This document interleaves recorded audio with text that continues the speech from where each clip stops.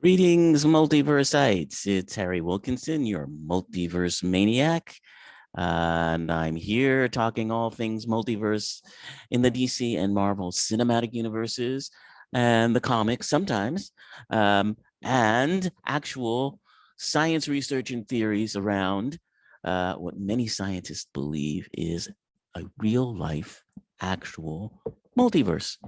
Uh, Scientists have believed in this going back to David Baum, uh, Einstein, Schrodinger, and most recently, Stephen Hawking, who we'll talk about later in the show.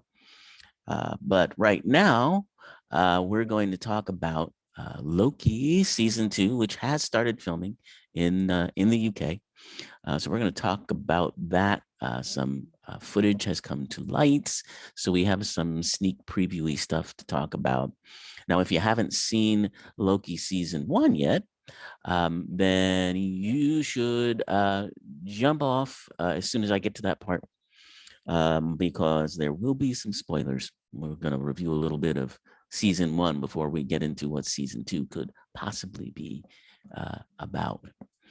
So we'll talk about that. And we're also going to talk about some of the revelations that we found from not only just the beautiful photos that came from the James Webb telescope that everybody's talking about now, but also what the LHC, Large Hadron Collider, has revealed to us regarding subatomic particles, and again, regarding possible proof of the actual multiverse and some of the theories that are current right now in the scientific community. Not everybody's on board. I will grant you that, but there are top scientists who do believe in this. So it's very much worth talking about. But first, for you DC folks, if you've been feeling a little neglected in the past episodes because we've been talking so much about MCU and Doctor Strange's multiverse and all of that stuff, well, I'm going to catch up with you right now. DC's Flash, the series on CW, just wrapped recently, and that was I would say that is the most multiversal show that we have as regarding the comics of either MCU or DC variety at the moment. As I said, it's just wrapped. This past season was, I think, better than others. The Flash has been real uneven in the past few seasons. This season's also a little bit uneven, but there's a lot of interesting stuff going on. And as far as multiversal stuff, we've got him going into the Speed Force again, coming up against his nemesis, Reverse Flash, Egbert Thorne, and we have him fighting a time illness that Iris has set into motion. So it's a pretty interesting season. Like I said, there's some high points and low points, but the takeaway is that even though most of the CW shows are kind of winding down now, and I feel like the Flash is too, there will be another season that will come mid-season. So we're talking about January or February of 2023. And before that, though, the Flash movie will be coming out. The film version Flash. And that's going to be really, as far as the DCCU, the movies are concerned, that's really going to be the first foray into multiverse movies. The scoop on it now is that it's going to be a version of Flashpoint, which was done in the series as well. But this Flash, Ezra Miller's Flash, is a different Flash from Grant Gustin's Flash. It's a younger Flash. In other words, he's really just started learning his powers. He's not anywhere near as far along as Grant Gustin, who's been doing this for 7 or 8 seasons now. So he's really just getting to learn all about this stuff. And so it would be understandable for him to want to go and try to change things back, and save his mother from her fate, which is what happens in Flashpoint and leads to all kinds of disruptions in timelines and splitting off of multiverses. In some of the trailers, we've seen several versions of Ezra Miller's Flash, talking amongst themselves. Of course, we have heard the elder Batman, is going to be making an appearance. Tim Burton's version of Batman. And so we do know about that. What other crossovers may happen, whatever versions may happen, we don't know yet. But given the fact that during the Flash series, Grant Gustin's version of the Flash meets Ezra Miller's version of the Flash, and they talk. They talk about costumes, and at that point, Ezra Miller's Flash isn't even called the Flash. He hasn't even come up with that name yet.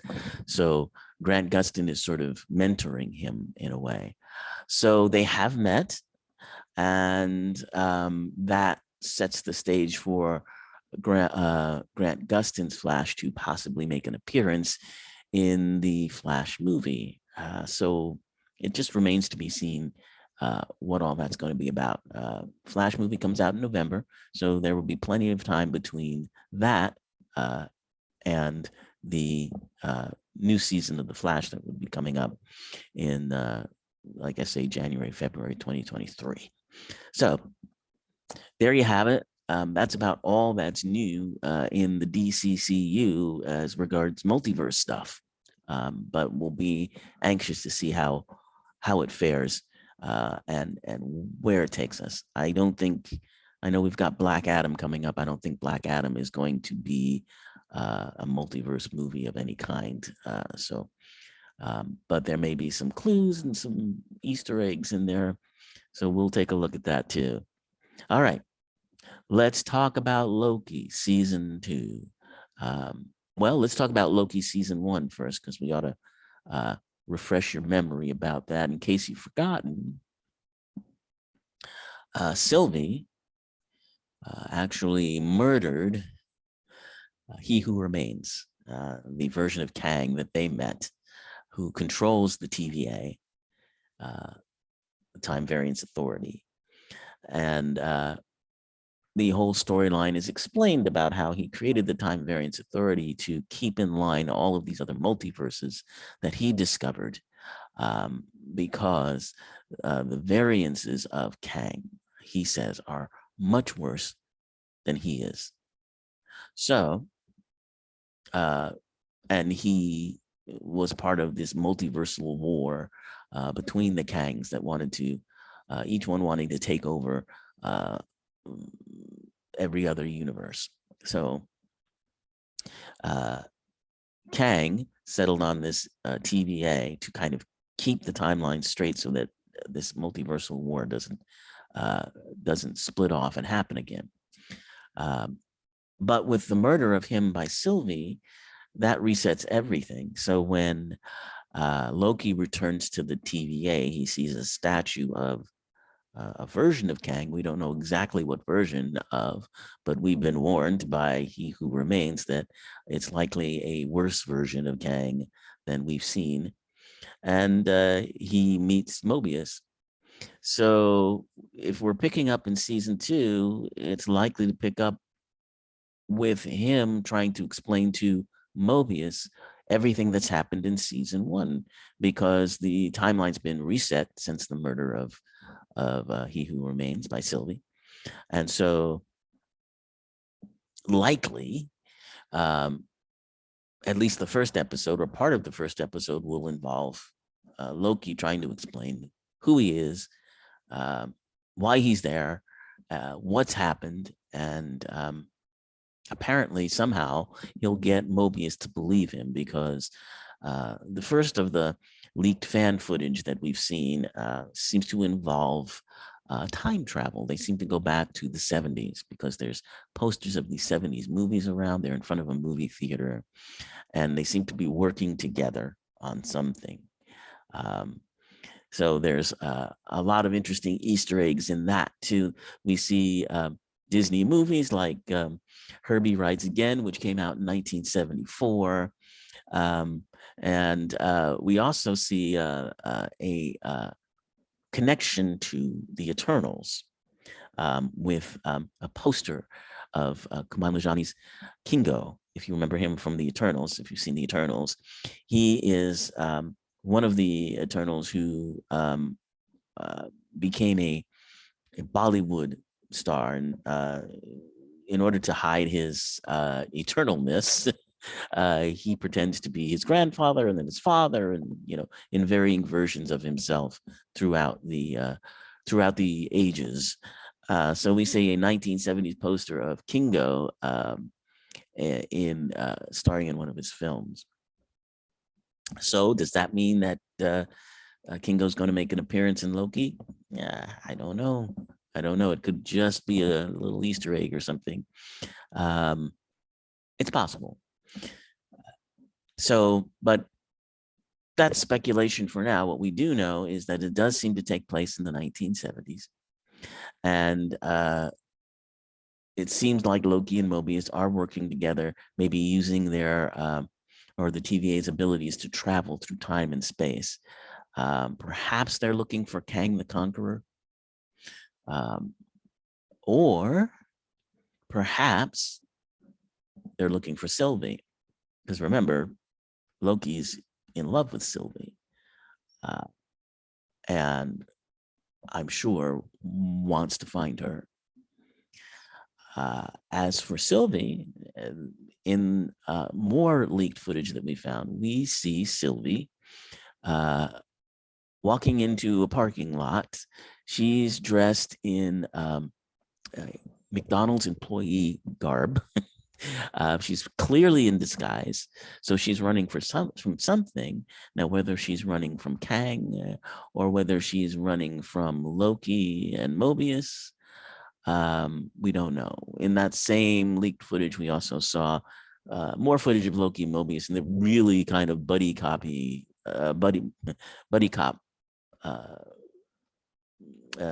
They're doing the buddy cop thing, is what I'm trying to say.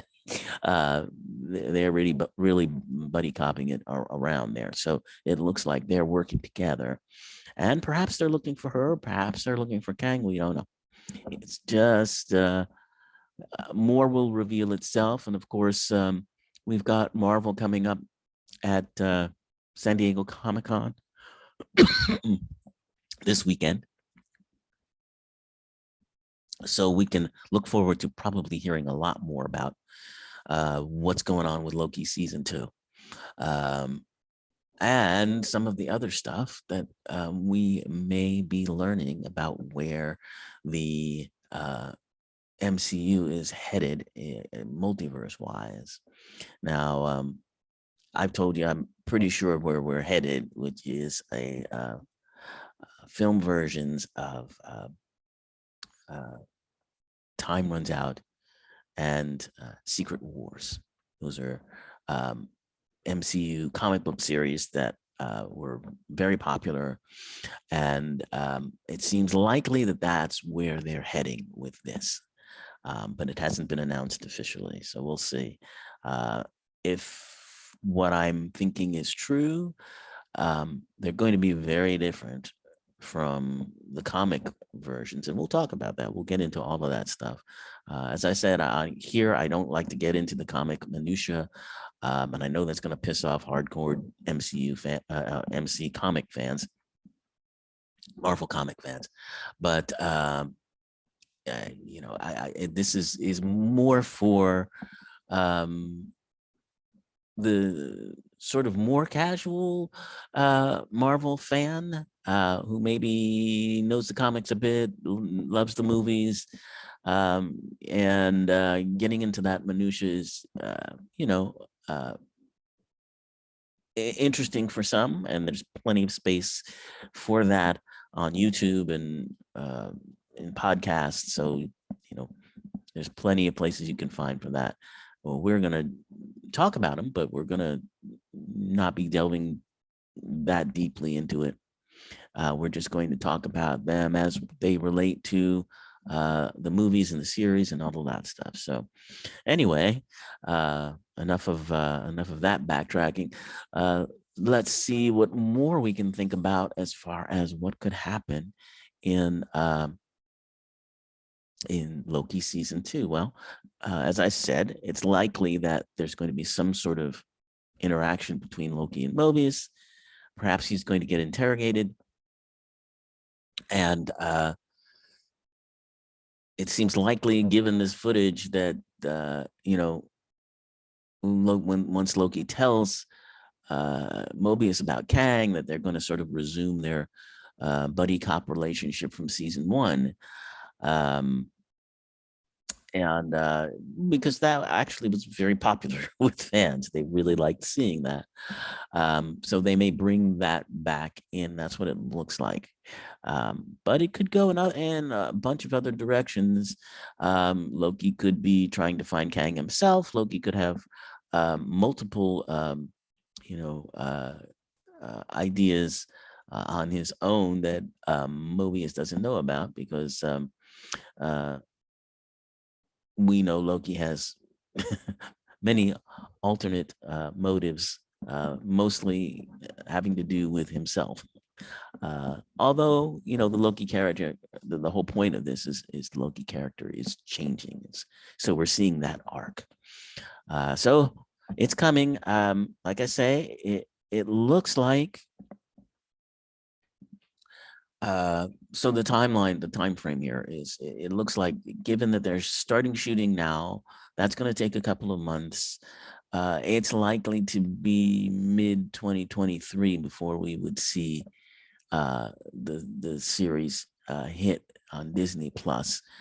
Before that, in February of 2023, we're going to have Ant-Man 3, Ant-Man and the Wasp 3.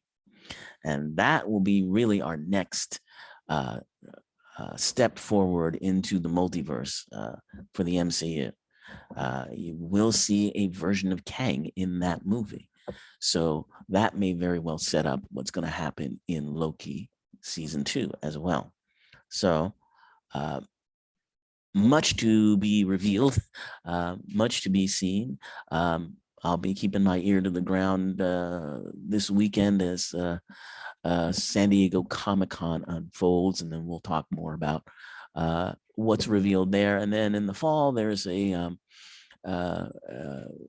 Disney event in which Disney Plus series will more likely be talked about.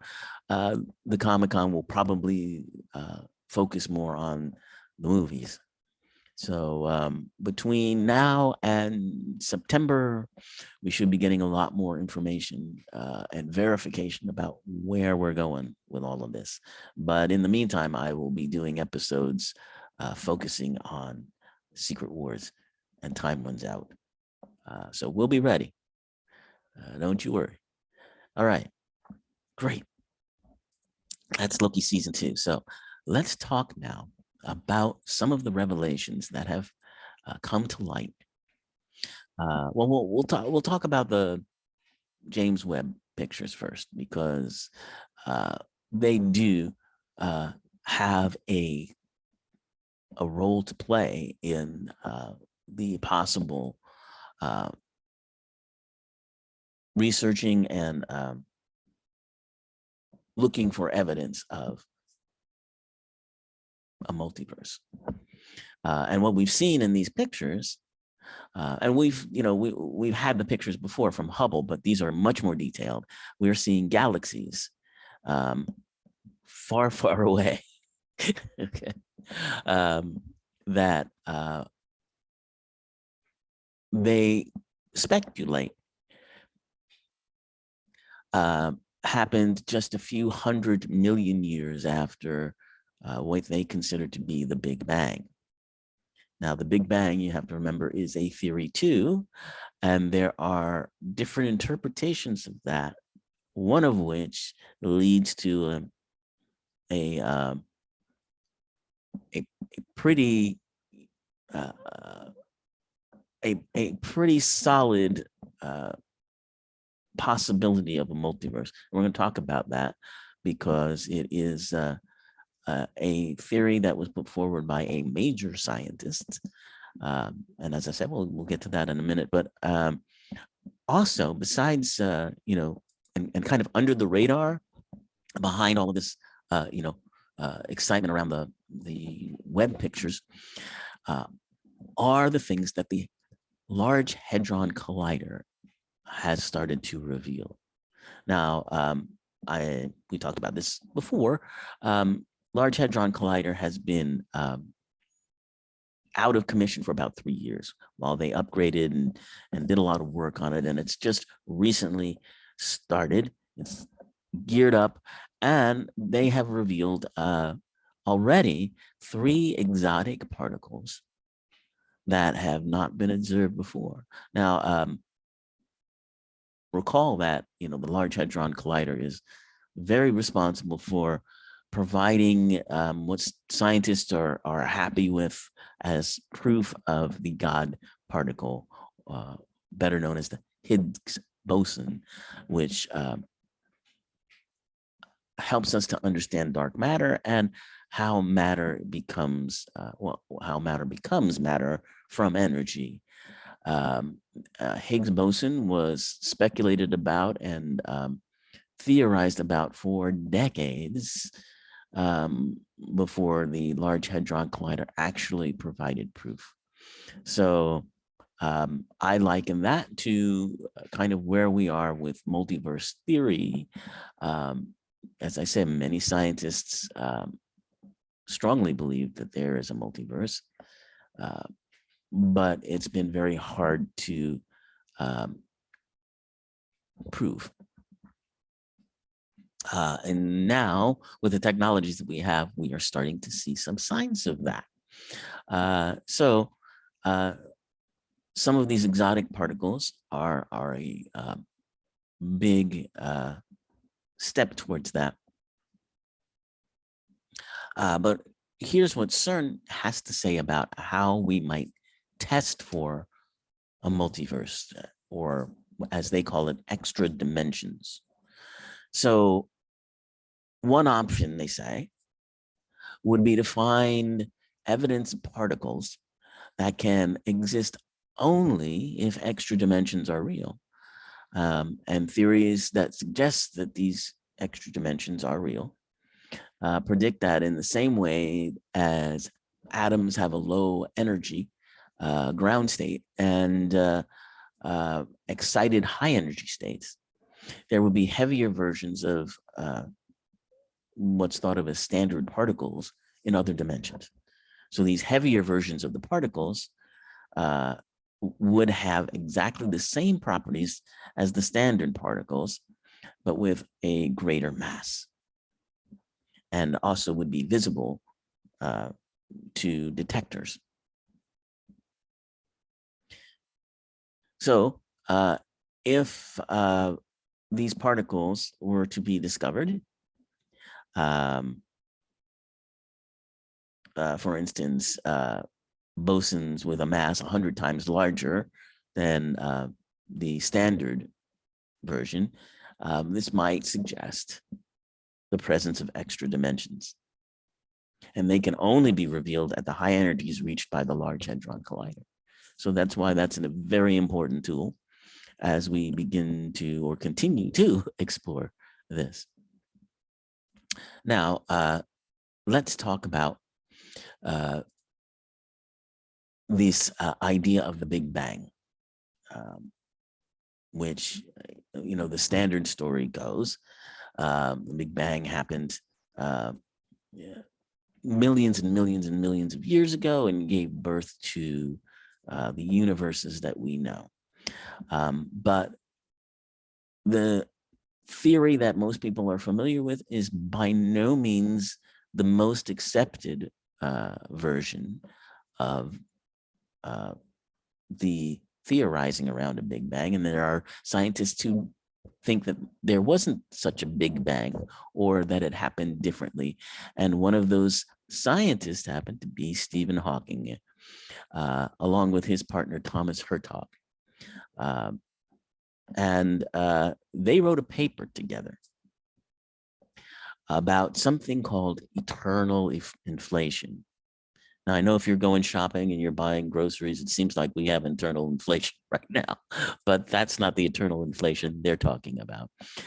In eternal inflation theory, which is a currently held theory, that theory suggests that the Big Bang was not really the beginning. Inflation theory suggests that before the Big Bang, the universe was filled with this energy, potential, that was part of space itself. So this energy caused space to expand exponentially, very quickly. And this energy gave rise to a Big Bang.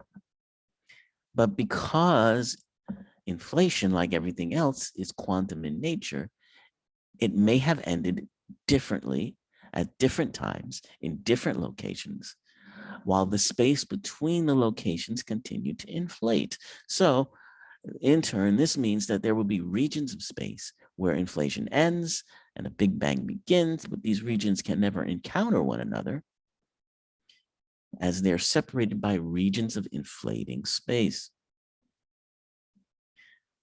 Now, Hawking is one of the scientists that very, very adamantly believes in a multiverse.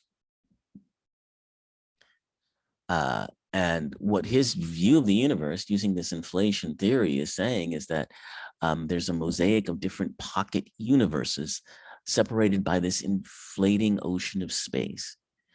And that in each of these pockets, laws of physics and chemistry can differ. And altogether, that would form a multiverse. So, food for thought there as we look at these James Webb pictures and talk about the Big Bang. What version of the Big Bang is that? And as the NASA scientists have already said, you know, what they're looking at in those pictures is like a tiny speck of the universe as we are aware of it. It's like holding something at very arm's length. You know how when you hold something at arm's length, it gets smaller? Well, that's kind of what those pictures are. And we're looking at them from, you know, millions of years ago too. So if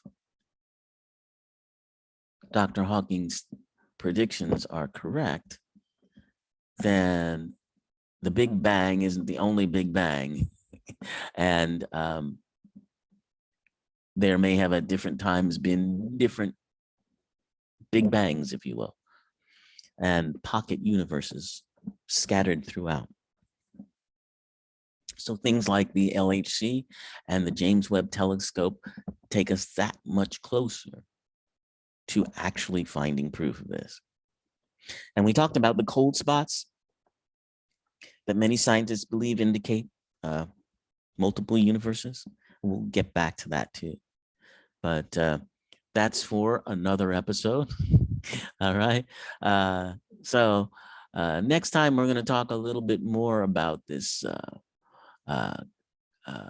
concept of secret wars. That's seems to be where we're going in the MCU. We're going to talk more about, I think, some of these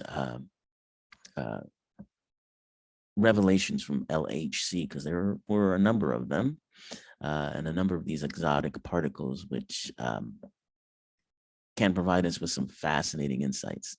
So until then, my multiversite friends. We'll see you in this dimension or any other that you might encounter. Look forward to seeing you guys or hearing from you guys and your responses. Please feel free, smash those like and subscribe buttons if you haven't already. Keep those responses nice, okay, respectful, but keep them coming.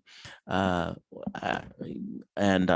on that vein, before I go, there's been a lot of questions about, well, there were some people who were puzzled as to why Loki does not make an appearance in Thor Love and Thunder. And if you haven't seen Thor Love and Thunder, this is not much of a spoiler. It's just that no, Loki does not appear in that.